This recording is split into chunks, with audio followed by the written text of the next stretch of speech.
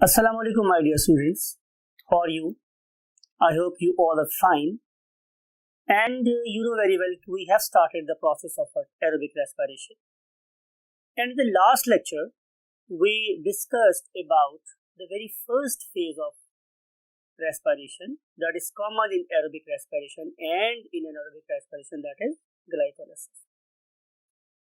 This particular, you can say, activity and the activities followed by this will be discussed on the whiteboard in detail. So let's move to the whiteboard. Yes, my dear doctors, हम बात को वही से start करते हैं कि we have studied up to this topic कि ये था मेरे पास एक ग्लूकोज और इस ग्लूकोज को हमने कन्वर्ट किया था टू मॉलिक्यूल्स में. One of them was what?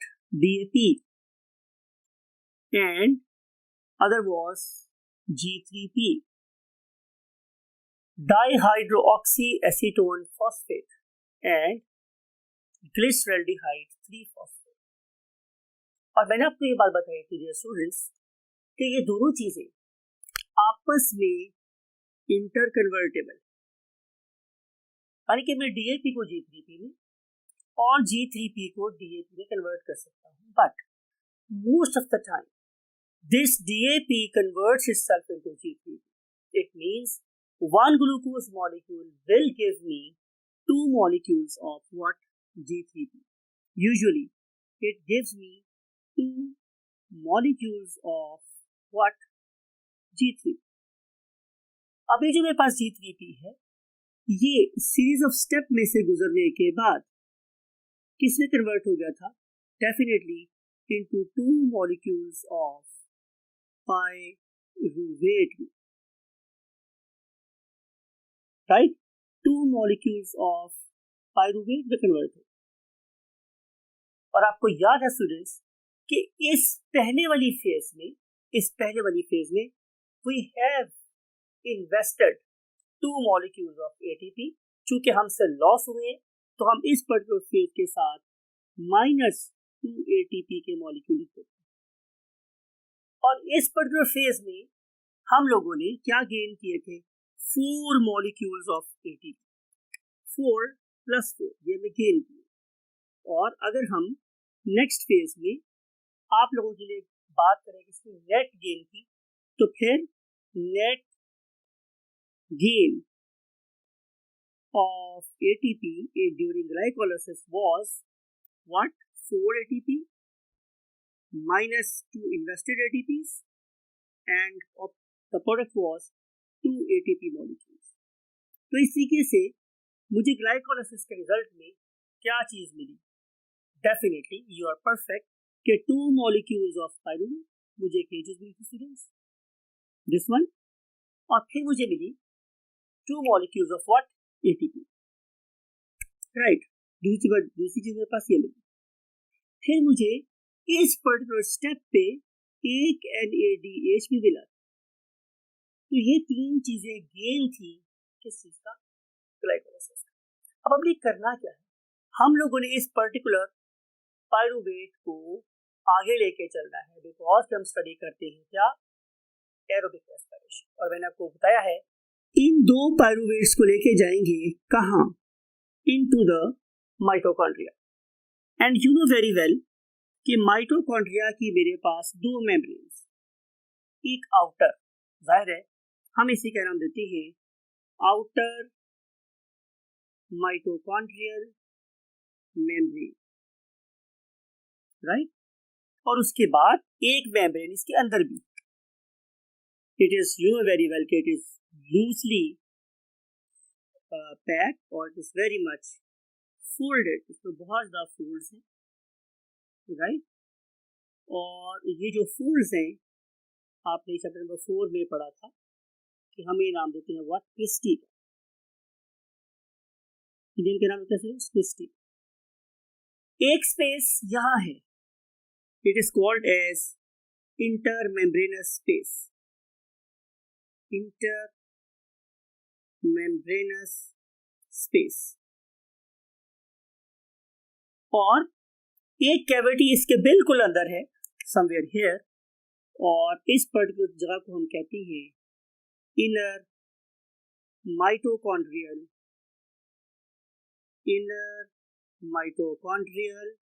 Matrix. और मैट्रिक्स का मतलब क्या होता है? Space, cavity, right. अब जब मैं इस पर्टिकुलर पाइरूवेट को इस पर्टिकुलर माइटोकॉन्ड्रिया के अंदर लेके जाऊंगा, इनसाइड माइटोकॉन्ड्रिया, तो वो यहां जाके रुक जाएगा, राइट। और इस पर्टिकुलर स्पेस में क्या रिएक्शन होगा? समवेयर कुछ ऐसे होगा, उसको यहां लिखते हैं यहां। तो उसमें क्या होगा स्टूडेंट्स? लुक एट दिस, ये मेरे पास एक C3H4O3 है, that is basically a pyruvate. और इस पर्टिकुलर पाइरूवेट को मैं दो एक्टिविटीज से पहले गुजारूंगा। And the very first activity is कि मैं इसमें से माइनस कर दूंगा CO2। और जब मैं किसी चीज में से CO2 को माइनस करता हूं तो वो प्रोसेस क्या कहलाता है? डीकार्बोक्सिलेशन। प्लस सेकेंड एक्टिविटी ये हो रही है कि मैंने इसके पास भेजा एक NAD वेरिएबल के। जब मैं NAD की बात करता हूँ तो इसका मतलब यह है कि it is an oxidized molecule. ये वाला NAD इस पाइरूवेट से क्या ले लेता है? दो हाइड्रोजन के एटम, और ये कन्वर्ट हो जाता है NADH प्लस H प्लस में। आप इसे सिंपली NADH2 भी लिख सकते हो, और रिजल्ट में क्या प्रोड्यूस हो जाता है? मेरे पास एक 2 carbon compound. Reason you know very well कि यहाँ पे कार्बन एटम थे कितने? 3। एक कार्बन यहाँ से क्या हो गया? माइनस। तो जब एक कार्बन माइनस हो जाएगा तो बाकी बच जाएंगे मेरे पास 2 कार्बन, और वो 2 कार्बन कंपाउंड क्या कहलाता है? CH3COO। You know very well, acetic acid. CH3COOH is called as acetic acid. लेकिन जब मैं इस पर्टिकुलर एसिटिक एसिड में से ये वाला H माइनस कर देता हूं तो उसके बाद जो चीज बाकी बचती है उसका नाम क्या होता है? Acetyl radical. अब इस पर्टिकुलर एसिटाइल रेडिकल के साथ मैंने सल्फर ब्रिज के थ्रू, सल्फर ब्रिज मैंने इस्तेमाल किया है, सल्फर ब्रिज, और इसके साथ मैंने जोड़ देना है क्या? Coenzyme A। COA means coenzyme A। COA हम हमेशा कैपिटल C स्मॉल o और कैपिटल A लिखते हैं। This CO stands for coenzyme and definitely A for A, coenzyme डालेंगे। अब इस पर्टिकुलर मॉलिक्यूल का नाम क्या बन जाएगा students? Acetyl coenzyme A। Acetyl coenzyme A। Now this particular acetyl coenzyme A is at higher energy. Now it has the ability to shuttle inside what? Mitochondrial matrix। यानी कि देखिए कि ये जो रिएक्शन था वो यहाँ के ही हुआ। जरा बात को दोबारा गौर से सुने कि ये था मेरे पास C3H4O3, इसमें से मैंने माइनस कर दी CO2, राइट। बाकी जो मेरे पास मॉलिक्यूल बचा वो क्या था? CH3COO। और फिर इसके साथ मैंने सल्फर ब्रिज के साथ क्या लगा दिया? बिल्कुल यू राइट, जब मैंने सल्फर ब्रिज इस्तेमाल किया तो उसके आगे मैंने अटैच कर दिया व्हाट? Coenzyme A। और जो ही कोएंजाइम A यहाँ पे अटैच होगा तो इसमें इतनी एनर्जी आ जाएगी कि वो इस तरह माइटोकॉन्ड्रियल मैट्रिक्स को क्रॉस कर सके। और क्रॉस करने के बाद अब ये एसिटाइल कोएंजाइम A कहाँ आ गया? Inside mitochondrial matrix. यहाँ पे एक साइक्लिक प्रोसेस चलता है, राइट। एंड दैट वाली साइकिल जो आज का हमारा टॉपिक भी है, जिसे नाम कहते हैं students what? Krebs cycle, right. और इस पर्टिकुलर क्रेब्स साइकिल के रिजल्ट में मेरे पास क्या प्रोड्यूस होता है? यू नो वेरी वेल, इसमें से प्रोड्यूस होगी CO2 प्लस इसमें प्रोड्यूस हो जाएगा H2O। और आज के लेक्चर की सबसे आखिरी और सबसे अहम बात, we want to salute this very organelle known as mitochondria, and this particular mitochondria is doing a very marvellous job for us. और उस मार्वेलस जॉब का नाम क्या है students? Yes, production of ATP। अगर आप देखें तो इस पूरे प्रोसेस में जब मैंने ग्लाइकोलाइसिस से 2 मॉलिक्यूल ऑफ पाइरूवेट बनाए तो ग्लूकोज में से जस्ट 2% एनर्जी हार्वेस्ट हुई। ये बड़ी इंपॉर्टेंट बात है कि जब मैंने ग्लूकोज से पाइरूवेट बनाया तो मेरे पास 2% एनर्जी हुई बस। तो ये जो मेरे पास ग्रेट ऑर्गेनल, जैसे मैं power house of the cell बोल रहा हूँ, that very organelle is basically harvesting further 98%। और ये जो मेरे पास 98% एनर्जी है, ये किसके बराबर है स्टूडेंट्स? 98% एनर्जी ये बराबर है 36 ATP मॉलिक्यूल्स के साथ। याद रखने वाली बात है कि 36 ATP मॉलिक्यूल्स क्रेब्स साइकिल से नहीं बनते। क्रेब्स साइकिल तो ATP बनवाने का जो रॉ मटेरियल है वो प्रोवाइड करता है, और वो क्या है मेरे पास स्टूडेंट्स? लुक एट दिस, वो है मेरे पास NADH2, that is a reduced NAD, then we have reduced FAD, right. और ये दोनों चीजें जो हैं, ये जब इलेक्ट्रॉन ट्रांसपोर्ट चेन में से गुजरेंगी तो उसके रिजल्ट में हमारे पास क्या प्रोड्यूस हो जाएगा?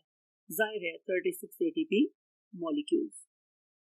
लेकिन एक इलेक्ट्रॉन ट्रांसपोर्ट चेन बिल्कुल यूजलेस हो अगर ये वाला ग्रेट ऑर्गेनल हमें रिड्यूस्ड NAD और रिड्यूस्ड FAD प्रोड्यूस करके नहीं देगा। तो देखते हैं कि हमारा ये वाला क्रेब्स साइकिल किस तरीके से, किस किस प्रोसेस, किस स्टेप से गुजर के, वही बात है किन किन कहकशाओं से गुजर के अल्टीमेटली हमने क्या प्रोड्यूस कर रहे हैं? 38 molecules. So let's move to the next page. Yes, my dear students, we have already drawn a circle for you, और इस सर्कल में जाहिर है हम क्या सीखेंगे? जाहिर है क्रेब्स साइकिल सीखेंगे।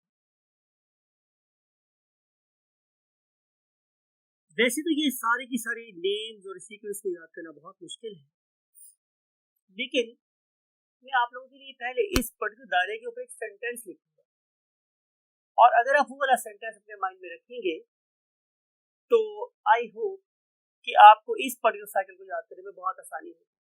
आए हम वो नाम पहले लिखते हैं। Number 1 is our,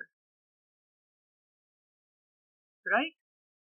number 2 is all.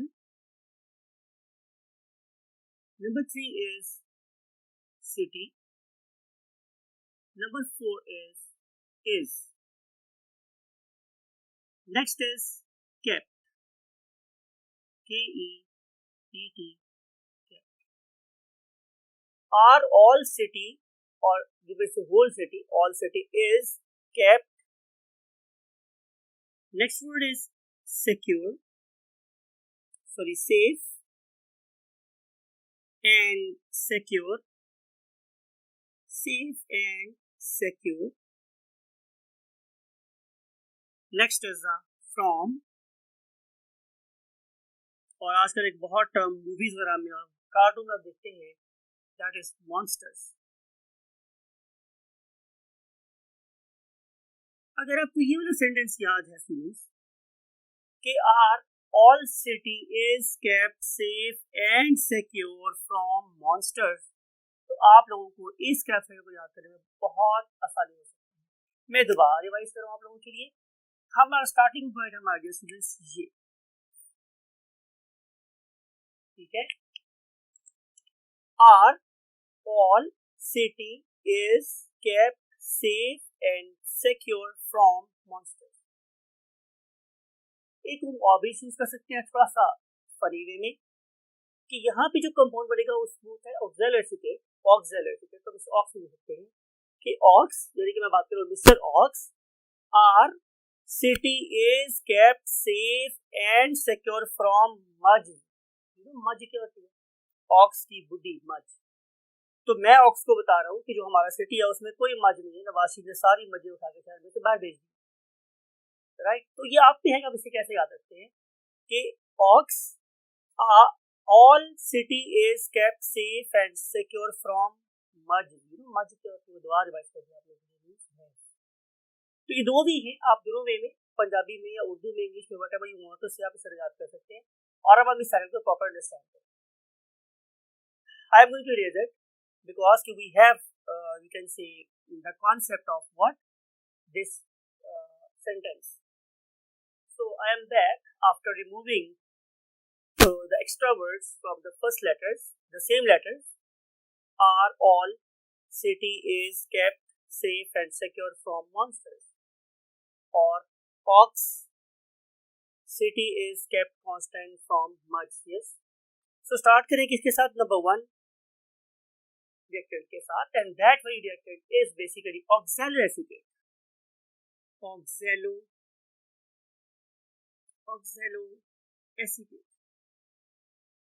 आपने दो बातें इस कंपाउंड के बारे में याद रखी। सबसे पहली बात कि ये लास्ट साइकिल का क्या है, आखिरी प्रोडक्ट, और ये जो लास्ट साइकिल का आखिरी प्रोडक्ट है ये नेक्स्ट साइकिल का रिएक्टेंट बन जाएगा। ये बहुत दफा मैंने एक्सप्लेन किया आपको, साइक्लिक प्रोसेस में हमेशा ऐसे ही होता है कि ये वाला जो हमारे पास प्रोडक्ट है ये किससे बना था, लास्ट साइकिल के कंप्लीट होने से, लेकिन नेक्स्ट साइकिल इसी से स्टार्ट होगा। अब ये जो ऑक्सैलोएसीटेट है इसके बारे में दूसरी बात हमें याद रखनी है स्टूडेंट्स कि ये एक 4 कार्बन कंपाउंड, 4 कार्बन कंपाउंड। ये जो 4 कार्बन कंपाउंड है students, it is here to welcome a compound known as acetyl COA। नाम का स्टूडेंट इसका एसिटाइल COA। अब जो ही एसिटाइल COA जो कि मैंने को लास्ट टाइम बोला था लास्ट कॉलम में कि जो कि एक 2 कार्बन कंपाउंड है वो यहाँ पहुंचेगा, तो ये वाला 2 कार्बन कंपाउंड इस वाले 4 कार्बन कंपाउंड से मिलने के बाद क्या बनाएगा, डेफिनेटली एक 6 कार्बन कंपाउंड। ये याद रखना स्टूडेंट्स आप लोगों को, ये बड़ी इंपॉर्टेंट बात। अब ये जो मेरे पास 6 कार्बन कंपाउंड बना है इसका नाम है स्टूडेंट्स व्हाट, सिट्रिक एसिड और सिंपली सिट्रेट। सिट्रेट कह लें या आप लोग इसे सिट्रिक एसिड बोल लें, दोनों बातें में कोई डिफरेंस नहीं, राइट माय डियर स्टूडेंट्स। अब ये जो सिट्रेट है ये under the influence of a very very important hormone, sorry very very important enzyme known as isomerase. यहाँ पे एक एंजाइम आएगा स्टूडेंट्स, उस एंजाइम का नाम है आइसोमेरेज। इस आइसोमेरेज की वजह से इसके अंदर क्या होगी, रीअरेंजमेंट ऑफ एटम्स। और जब एटम्स अपने आप को रीअरेंज करेंगे तो उनके रीअरेंज करने से क्या बनेगा, जाहिर है उसका आइसोमर, और उसका आइसोमर का नाम है आइसोसिट्रेट। आइसोसिट्रेट और आइसोसिट्रिक एसिड, इन दोनों में अगेन कोई डिफरेंस नहीं। आइसोसिट्रेट भी एक 6 कार्बन कंपाउंड, सिर्फ और सिर्फ इसके अंदर अरेंजमेंट ऑफ एटम्स चेंज। वैसे तो आपने केमिस्ट्री पढ़ रखी है, आपको पता है कि जहां कहीं भी हम वर्ड यूज करते हैं आइसोस का मतलब है कि ब्रांच्ड मॉलिक्यूल, लेकिन जो मेरे पास सिट्रेट है ये लीनियर मॉलिक्यूल, तो इनकी आपको कॉमन सेंस है डिफरेंस पता चल गया है। अब ये जो मेरे पास आइसोसिट्रेट है इट अंडरगोज 2 चेंजेस। वो 2 चेंजेस मेरे पास क्या है स्टूडेंट्स, नंबर वन ये है कि हम यहाँ से पहली CO2 माइनस करते हैं, इस साइकिल की पहली CO2 माइनस करते हैं।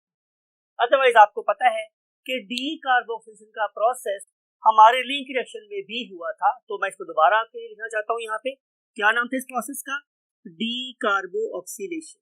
डीकार्बोक्सिलेशन,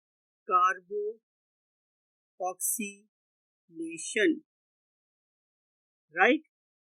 इस डीकार्बोक्सिलेशन के रिजल्ट में जाहिर है 6 कार्बन में से एक कार्बन निकल जाएगा, तो जो नेक्स्ट कंपाउंड मेरे पास बनेगा उसमें नंबर ऑफ कार्बन कितने होंगे, definitely students yes you right, ये 5 कार्बन कंपाउंड बने। अब ये जो मेरे पास आइसोसिट्रेट है इसके अंदर एक और चेंज भी आई।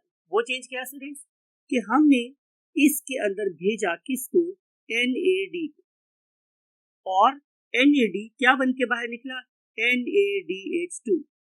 मैं फिर आखिरी दफा रिवाइज कर रहा हूँ कि NAD खुद तो रिड्यूस हो गया लेकिन उसने आइसोसिट्रेट को क्या कर दिया, ऑक्सीडाइज। तो लिहाजा इस पूरे की पूरी रिएक्शन को जो यहाँ पे हो रहा है, इस पूरी की पूरी रिएक्शन को जो यहाँ पे हो रहा है, मैं एक ही नाम दे सकता हूँ। वो नाम मेरे पास क्या है, ऑक्सीडेटिव डीकार्बोक्सिलेशन,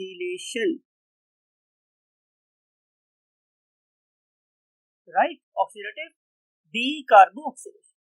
और इसके रिजल्ट में हमारा 6 कार्बन कंपाउंड 5 कार्बन कंपाउंड में कन्वर्ट हो गया, और इस 5 कार्बन कंपाउंड का नाम मेरे पास क्या है स्टूडेंट्स, अल्फा कीटो ग्लूटरेट।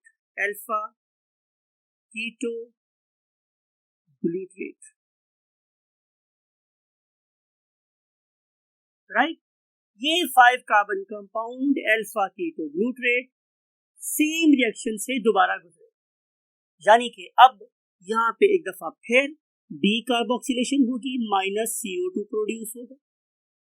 जाहिर है जब इस 5 कार्बन कंपाउंड में से एक और CO2 निकल जाएगा तो अब यहाँ पे जो कंपाउंड मेरे पास बनेगा उसका ना वो है डेफिनेटली क्या है, 4 कार्बन कंपाउंड, राइट। अब इस पर्टिकुलर 4 कार्बन कंपाउंड के बनने में एक और चीज भी इन्वॉल्व थी, मीन यस ऑक्सीडेशन। अब भी क्या होगा कि NADH2 में कन्वर्ट हो जाए। तो यानी कि जो प्रोसेस यहाँ हो रहा है स्टार ऑक्सीडेटिव डीकार्बोक्सिलेशन, वही स्टार प्रोसेस यहाँ पर भी हो रहा है, मीन ऑक्सीडेटिव डीकार्बोक्सिलेशन। और उसके रिजल्ट में ये 4 कार्बन कंपाउंड बना जिसका नाम क्या था स्टूडेंट्स, सक्सीनाइल। सक्सीनाइल। लेकिन जो सक्सीनाइल है या सक्सीनेट है ये हमेशा इस फॉर्म में नहीं रहता, बल्कि ये सक्सीनाइल फौरी तौर पे कोएंजाइम ए से कंबाइन हो जाता है। जाहिर है स्टूडेंट्स कि जब सक्सीनाइल कोएंजाइम ए के साथ मिलेगा तो जो कंपाउंड यहाँ क्रिएट होगा उसका नाम क्या होगा, डेफिनेटली सक्सीनाइल कोएंजाइम ए। अब ये जो सक्सीनाइल कोएंजाइम ए है, चूंकि इसके साथ कोएंजाइम ए अटैच है, हाइड्रोजन मॉलिक्यूल है, इसके अंदर से हम कार्बोनाइल कोएंजाइम ए को क्लीव करके रिमूव करके एनर्जी जनरेट करेंगे और वो एनर्जी जाएगी जीटीपी के साथ। ठीक है जाएगी स्टूडेंट्स, जीटीपी के साथ, यू नो गुआनोसिन ट्राइफॉस्फेट। अब ये जो गुआनोसिन ट्राइफॉस्फेट है इसके साथ आके फॉर्म क्या मिलेगा, एक एडीपी और पीआई, राइट। जब एडीपी और पीआई इस जीटीपी के पास आएगा तो ये वाला जीटीपी एनर्जी किसको दे देगा, इस मॉलिक्यूल को, और उसके रिजल्ट में क्या प्रोड्यूस होगा, एक एटीपी का मॉलिक्यूल, 1 एटीपी मॉलिक्यूल। तो यहाँ पे फर्स्ट टाइम एटीपी प्रोड्यूस हो। लेकिन what will happen to this GTP, ठीक है स्टूडेंट्स, ये होगा कि ये जीटीपी दोबारा से जीडीपी और पीआई में कन्वर्ट हो। ये दोबारा जीटीपी और पीआई कब बनेगा, जब हम इस सक्सीनाइल कोएंजाइम को क्लीव करें। इस पर्टिकुलर क्लीविंग के बाद जो कंपाउंड यहाँ पे बनता है उसका नाम है students what, succinate. Succinate, right. Succinyl coenzyme A में से जब मैं काट दूंगा, तोड़ दूंगा, क्लीव कर दूंगा कोएंजाइम ए को, तो जो बाकी स्टेबल कंपाउंड बचेगा it is again a 4 carbon compound, और उस 4 कार्बन कंपाउंड का नाम क्या है, सक्सीनेट। अब इस पर्टिकुलर सक्सीनेट में और फ्यूमेरेट में बेसिकली एक हाइड्रोजन के एटम का फर्क, ठीक है। सवाल ये है कि वो हाइड्रोजन जो है वो कैसे निकल गया यहाँ से, तो answer is due to a another very hydrogen molecule that is called as what, FAD। FAD, और जाहिर है जब FAD सक्सीनेट से कंबाइन करेगा उसमें से हाइड्रोजन खुद ले लेगा, मीन ये खुद क्या करेगा, रिड्यूस हो जाएगा। तो रिड्यूस होने के बाद ये बन जाएगा FADH2, और ये वाला सक्सीनेट हाइड्रोजन की 2 हाइड्रोजन एटम की डेफिशिएंसी के बाद किसमें कन्वर्ट हो जाएगा, फ्यूमेरेट में, राइट। और अब ये जो फ्यूमेरेट है ये इस पर्टिकुलर साइकिल के सेकंड लास्ट स्टेप की तरफ मूव करेगा, और इस पर्टिकुलर स्टेप में we are going to carry out addition of water. And you know very well कि जब कभी भी मैं किसी जगह पे वाटर को ऐड करता हूं तो हम इस प्रोसेस का नाम क्या देते हैं, हाइड्रेशन। तो जब मैं इस पर्टिकुलर स्टेप में हाइड्रेशन करूंगा, वाटर ऐड करूंगा, तो वाटर के ऐड होने के बाद next stable compound will be malate, right. और इवेंचुअली हम इस पर्टिकुलर मैलेट की फर्दर क्या करने वाले हैं, ऑक्सीडेशन। आपको ये तो बात पता है कि ये सारे के सारे प्रोसेस में बेसिकली हमें हाइड्रोजन को रिमूव करना है और मॉलिक्यूल्स को क्या करना है, ऑक्सीडाइज। अब फाइनल ऑक्सीडेशन कब होगी, जब मैं एक और NAD को यहाँ भेजूंगा और वो वाला NAD इस मैलेट में से हाइड्रोजन को रिमूव कर लेगा और बाकी बच जाएगा मेरे पास व्हाट, NADH2, यानी कि ये हो जाएगा रिड्यूस, NADH2 हो जाएगा reduce. My dear students, I know very well कि आप लोगों को इस पर्टिकुलर सेंटेंस के बाद इन यू कैन से चीजों के नाम या उनका सीक्वेंस याद रखने में डिफिकल्टी नहीं होगी। You know ox stands for gallositic acid, A stand for acetyl coenzyme A, acetyl acetyl coenzyme A, और जो एसिटाइल कोएंजाइम है वो कन्वर्ट हो गया था किसमें, city was citrate, is stands for isocitrate, kept for alpha ketoglutarate, and secure for succinyl, safe for succinate, and from for fumarate, and from monsters means malate. तो ये क्या था, आपको मुश्किल नहीं है, राइट? अगर आप एक दफा इस सीक्वेंस को याद कर लेंगे तो it will be in your mind. I know you have got fertile brains. अब देखना ये कि हमने इस पर्टिकुलर साइकिल से और क्या क्या डिड्यूस करना है। तो आंसर है माय डियर स्टूडेंट्स के नंबर 1, कहां कहां NAD प्रोड्यूस हुआ। ऐसा करते हैं कि हम इस पर्टिकुलर रिएक्शन के ऊपर नंबर लगा लें। फर्स्ट रिएक्शन ये हुआ था तो मैं लिख दिया यहाँ पे 1, राइट?